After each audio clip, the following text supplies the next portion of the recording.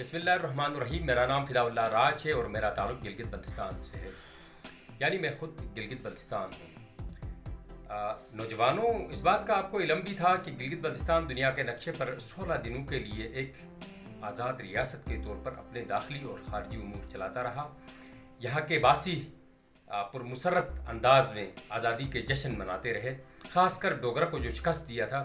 اس کا فاتحانہ انداز میں انتہائی خوشی کے اظہار کرتے رہے اور پورے گلگت بلتستان کے اندر یعنی پورے شمالی علاقہ جات کے اندر آزادی کے گن گاتے رہے. نوجوانوں، جو گلگت بلتستان کی آزادی ہوئی تھی وہ ایک نظریے کے تحت ہوئی تھی، اور وہ نظریہ صرف گلگت بلتستان کا نہیں تھا بلکہ جنوبی ایشیا کے اندر پورے مسلمانوں کا تھا، جو کہ 1857 کی جنگ آزادی کے بعد مسلمانوں کی سوشل لائف کی جو ڈسٹرکشن ہوئی تھی اس کی وجہ سے ایک سوچ جنم لی تھی. مسلمانوں نے محسوس کیا تھا کہ ایک الگ ریاست کا وجود میں لانا پاکستان کے لیے انتہائی ناگزیر ہے اور جنوبی ایشیا کے اندر بسنے والے مسلمانوں کے لیے انتہائی ناگزیر ہے. اس کے نتیجے میں مختلف ادوار کے اندر تحریکیں چلتی رہیں اور آخر میں 1947 میں پاکستان آزاد ہوا. اور پاکستان کی آزادی کے فوراً بعد، لیکن یہاں پر ایک چیز آپ کی تاریخ میں اضافہ میں کرنا چاہتا ہوں، آپ کے معلومات میں اضافہ کیے دینا چاہتا ہوں کہ پاکستان کی جو آزادی ہوئی تھی وہ ایک پولیٹیکل ڈائلاگ کے نتیجے میں ہوئی تھی، لیکن گلگت بلتستان کے لوگوں نے یہاں پر جو آزادی حاصل کی ہے انہوں نے بزور طاقت مسلح جدوجہد کے نتیجے میں گلگت بلتستان کو آزاد کرایا تھا.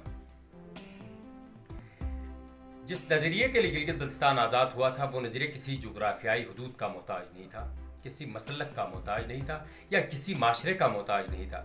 بلکہ یہ عناصر اس نظریے کے محتاج تھے. اور وہ نظریہ ایک عالمگیر نظریہ تھا اور نظریہ لا الہ الا اللہ محمد رسول اللہ تھا. اس نظریے کی تکمیل کے لیے اس پورے خطے کے اندر جو جدوجہد چلی وہ انتہائی مثالی تھی. لیکن گلگت بلتستان کی آزادی اور الحاق سے لے کر اب تک انتہائی پسماندگی کی زندگی گزارتے رہے. انتہائی نامساعد حالات کے اندر ان لوگوں نے اپنے معاملات زندگی چلائے. خاص کر 1970 سے لے کر 2009 تک اس علاقے کا کوئی نام و نشان بھی نہیں تھا جس کو شمالی علاقہ جہات سے پکارے جاتے تھے. ہمارے صلاحیتیں گو کے متنازع نہیں تھی، یہاں کی خوبصورتی متنازع نہیں تھی، یہاں کے لوگوں کے جو خیالات تھے، جو حب الوطنی تھی وہ متنازع نہیں تھی. لیکن اس کے باوجود بھی، آزادی حصول کرنے کے باوجود بھی، ڈوگرا راج کو شکست دینے کے باوجود بھی گلگت بلتستان کے لوگوں کو کشمیر ایشو کے ساتھ اینیکس کیا گیا، جو کہ گلگت بلتستان کے لوگوں کے ساتھ تاریخی زیادتی ہوئی تھی. حالانکہ ایک دفعہ جب کوئی خطہ آزاد ہوتا ہے، بزور طاقت آزاد کرا لیتا ہے اور اپنی سلطنت قائم کرتا ہے، پھر اس کا کسی کے ساتھ تاریخ نہیں لیتا ہے. لیکن بدقسمتی سے ہمیں گلگت بلتستان کو کشمیر ایشو کے ساتھ اینیکس کیا گیا اور اقوام متحدہ کے اندر اس کو لے جایا گیا، جو کہ تاریخ کے اعتبار سے انتہائی سنگین غلطی تھی. نوجوانوں، اس کے بعد 1970 سے لے کر اب تک یہاں کی جو سیاسی جماعتیں ہیں، جو مذہبی جماعتیں ہیں اور جو سوشل جو تنظیمیں ہیں اور سول سوسائٹی کے جو لوگ ہیں، انہوں نے مختلف ادوار کے اندر آئینی حقوق کے لیے اپنی جدوجہد جاری رکھی. وقتاً فوقتاً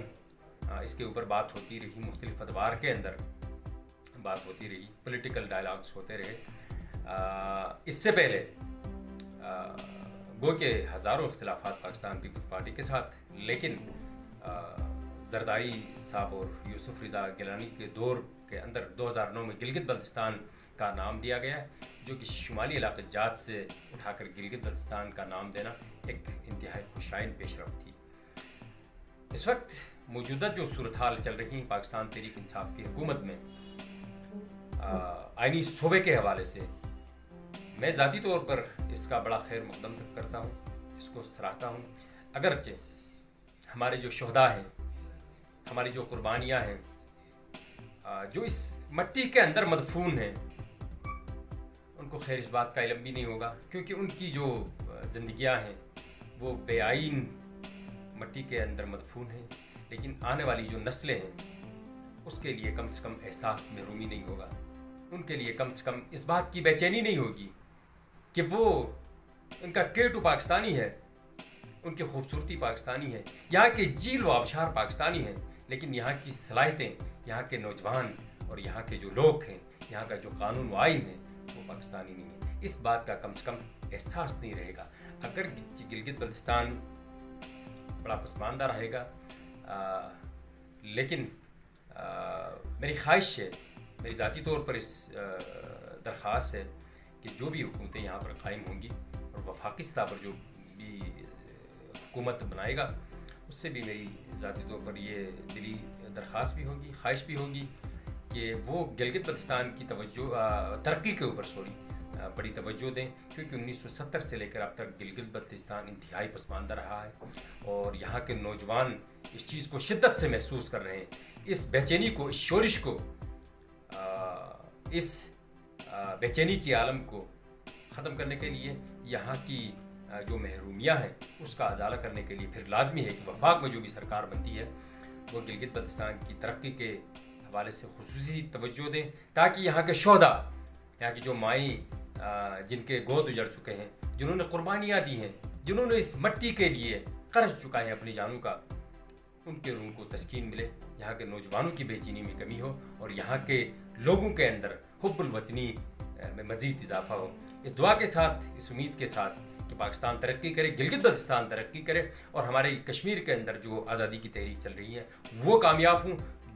دنیا جہاں کے اندر جہاں جہاں مسلمان بستے ہیں اور جہاں جہاں ان کے خلاف مظالم ڈائے جاتے ہیں